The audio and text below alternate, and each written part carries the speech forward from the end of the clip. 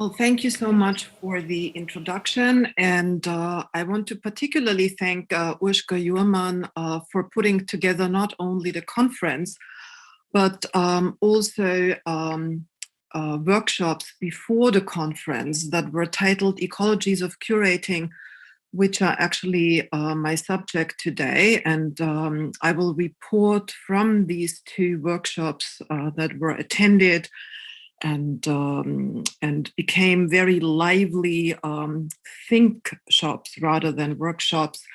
Many of the things that I will be sharing with you will resonate closely with other things we already heard before.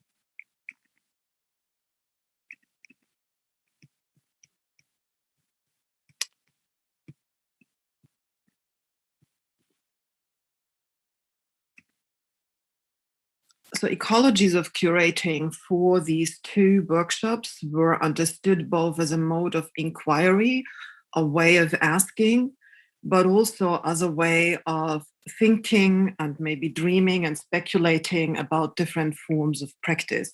So they bring together an analytical perspective, but also an introduction to how working differently is always part of what curating does. And the title itself, Ecologies of Curating, was motivated by moving beyond of the economies of representation and many forms of institutional critique that have for a very long time dominated critical curatorial discourse and maybe prevented looking at ecology much earlier. So with economy taking the lead and also questions of value and representation, there was much less concern on what ecologies within curating actually mean and are and how they materialize. And of course, if we look at museums' histories, it's not only about representing the history of colonial violence, brutality, and extraction, but it's also very necessary to understand how curating is fully implicated in the history of modernity, which is the history of the Anthropocene, which started, as we heard today, in 1492. This is one of the ways how dating has been performed in the past. And in order to very briefly introduce what Urška and I discussed before preparing the two workshops, there is one much quoted quote by Anna Singh in her lecture, and then a journal article, Earthstock by Man, published in 2016, where she speaks about the condition of our historical conjuncture, marked by too rapid climate change, massive extinctions, acidification, slow decaying pollutants, and freshwater contamination as we experience and live through critical ecosystem transitions.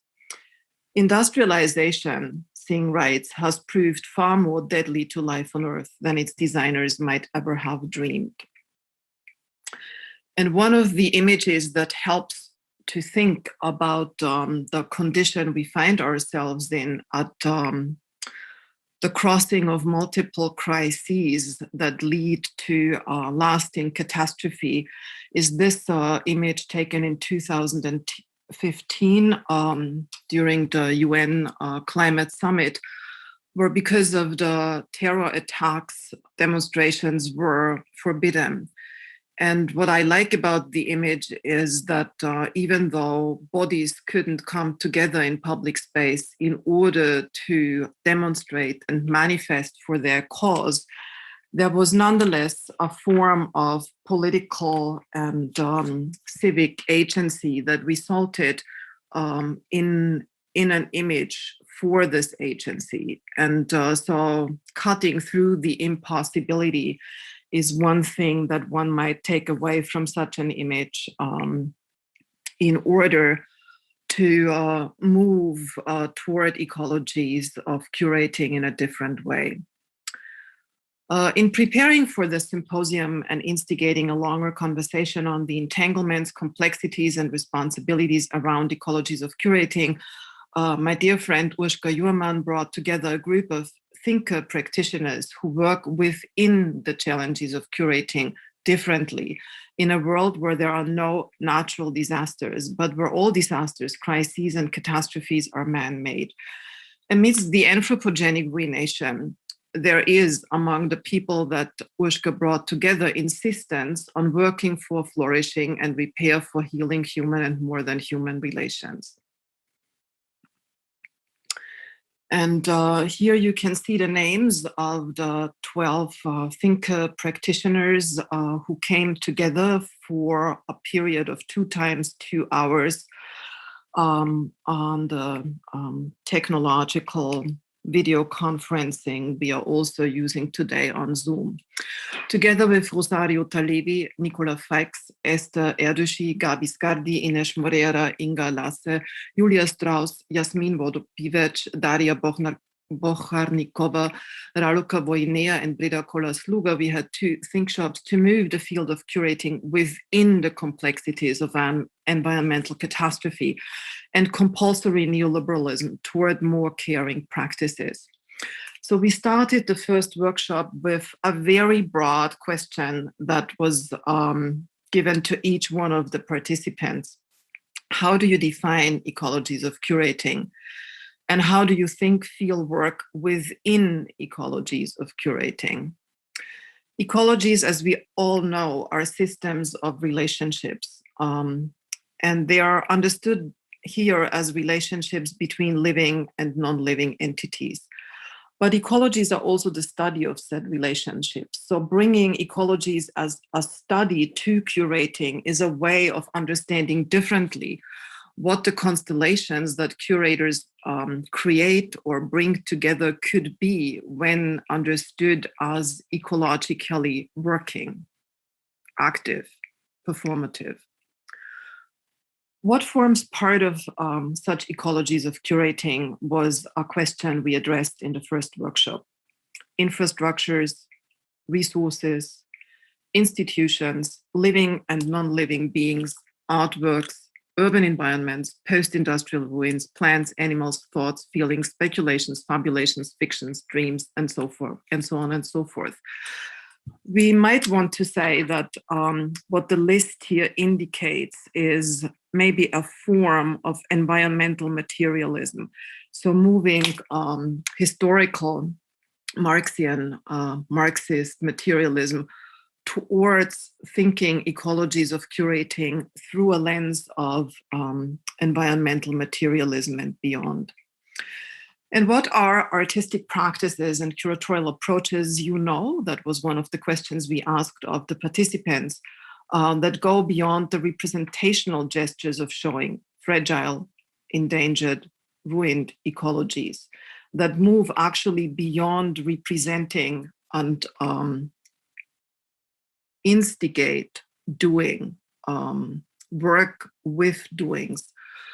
And this question was supplemented by the question, which theorists are relevant to thinking and practicing ecologies of curating. And then from this first workshop, there was a first kind of outcome with 4 main themes that the participants defined in their conversations in the breakout rooms. And I will report the 4 main themes that came out and which we identified as themes to be worked on collaboratively in the future, but also, of course, moving the curatorial practices further away from museum institutions without opening up a new dichotomy that would say the outdoors then has to be brought back to the indoors. So curating in the outdoors, bringing together notions of landscapes, lawscapes, wildscapes, and heritage. And the questions that the practitioners worked with in the conversations during this workshop in this particular subgroup was, are there specific landscapes you would like to engage with? What would you like to contribute to the outdoors by way of curating? How is curating in the outdoors different from museum and exhibition curating? And what kind of change would you like to see happen? And one of the quotes that that we use to think with in this question of curating in the outdoors is by Jack Halberstam from the book Wild Things, published in 2020. However, we must not imagine that the wild is ours to discover or rediscover. We should resist the temptation to believe that it once existed and now has gone. And we must find a way around the treacherous binary logics that set the wild in opposition to the modern, the civilized, the cultivated, and the real. The second question, thematic that emerged from the first workshop was curating as caring with and thinking with animals, which is actually, like the first question, very complex and really difficult to think in practical terms. Historically, animals have been entered into the museum and museum collections, as we all know, as dead animals, as objects to be studied and looked at. During the period of colonial capitalism and imperial patriarchy, animals were rendered still life as part of the landscape and as part of the domestic interior. So knowing that this is part of the complex legacies of curating, how to move beyond by acknowledging the within and the implications. So how to reorient animal-human relations. How does curating as thinking with animals relate to the animal rights movement was one of the questions addressed here. And also the question, which artists would you like to work with to contribute to caring for, but also caring with animals, without, of course, moving toward the very difficult notion of ecosystem services, which has entered the discussion most recently. And the quote we used in this group was the 2012 quote by Mel Wai-Chen from the book Animesis. What happens when animals appear on human landscapes? In spite of their regular co-occurrence with humans, non-human animals are typologically situated elsewhere from humans, as in the linguistic concept of an animacy hierarchy, a scale of relative sentience that places humans at the top. This presumed superiority of humans is itself duratively supported and legitimated by the modern states in a transnational system of agricultural capital.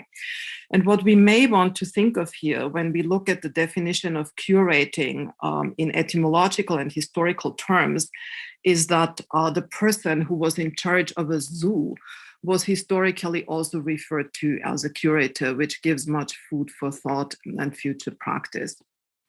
The third thematic that emerged was rural curating, even though the three people who were in this group were not so happy with the terminology of rural curating and very much questioned it as a new dichotomy. So also here maybe more about urban curating, or a new hybrid form that brings the rural and the urban together. But the subtitle was appreciated by the group, connecting living to working and the social to the ecological. And it had come out of discussions in the first workshop, but people mentioned that they actually wanted to relocate, to move to what is called the country or the countryside, in order to bring ecological and social practices closer together, to make them not one, but to not separate them from each other. So questions dealt with here were the following. What kind of curatorial practices do you envision for rural curating? Whom do you want to bring together and connect with each other? Where would you like to relocate to?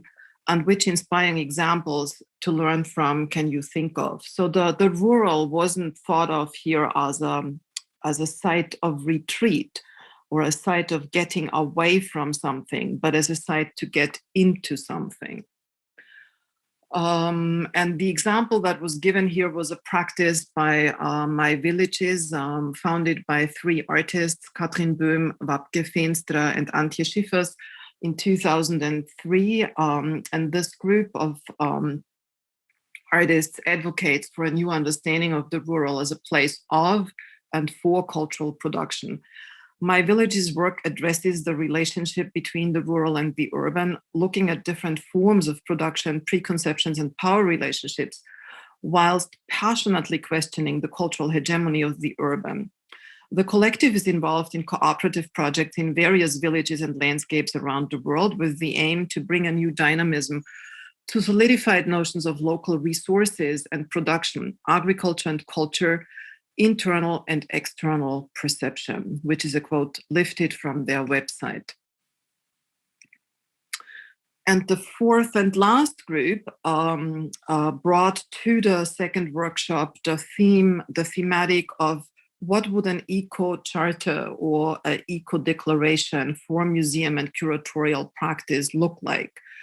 And so hints that were provided here are prompts to think with that I put together in preparation was here not one quote, but links to different agendas, declarations, policy, the language of policy, if you will.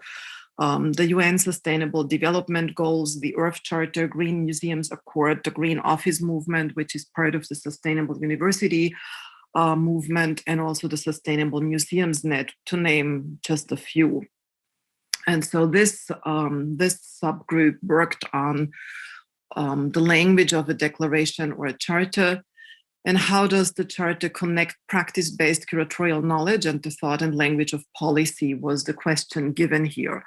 What other declarations come to mind on which you can build?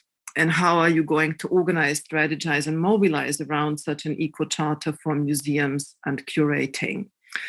And so in coming to a conclusion, I want to share with you the image, which is also the image behind me. It's a photograph taken in 2016 in the city where I live, in Vienna. And it's an image that comes out of my own curatorial and educational work. And in a way, it tells you a lot when you look at it. You see something that you might want to refer to as an urban wilderness. A lot of people who have seen this as my backdrop have asked me if this is a landscape painting and who the painter is or was. You might read this as a serene landscape with people going for a stroll, engaging in walking or strollology.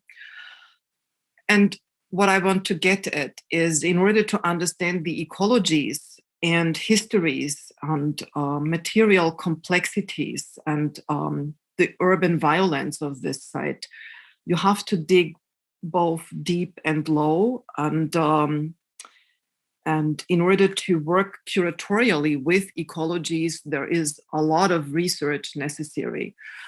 So when we think about this specific site, I'm looking at together with you here. On one hand, it's a contemporary urban transformation site, 25,000 hectares, one of the largest inner city urban transformation sites in Vienna that is currently being built up, with a higher density than other transformation sites in order to keep a large expanse of this urban wilderness here, and to understand in policy terms how this is not going to be a conventional park, but an urban site that brings together both recreational use, leisure use, but also landscape protection, with protection close to rewilding, one of the policy approaches that many municipalities have started to use now. The other side of this story is the Holocaust history of this specific site. And I will now share one of the experiences when working with this site.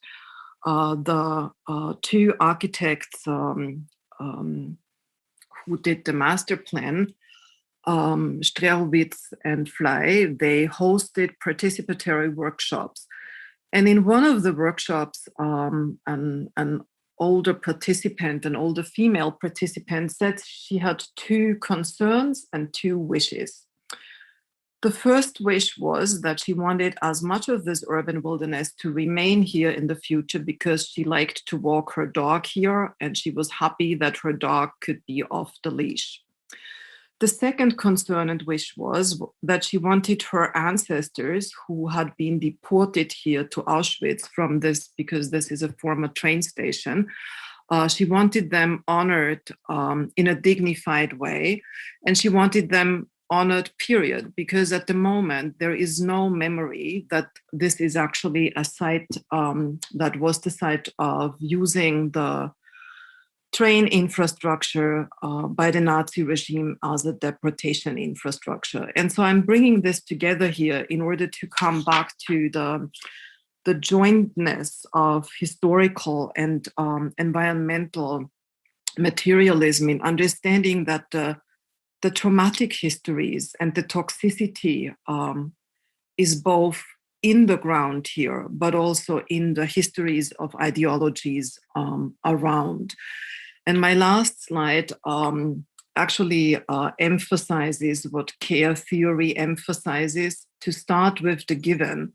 So to start with the locally given, but also, of course, with the given in a planetary sense, by focusing on, and this is another key term in care theorization and practice, interdependence, in order, and we've heard a lot about chronopolitical reorientation and chronopolitics today, in order to think about the future as repairing the future. And with this, I want to stop, and we'll also stop the screen sharing.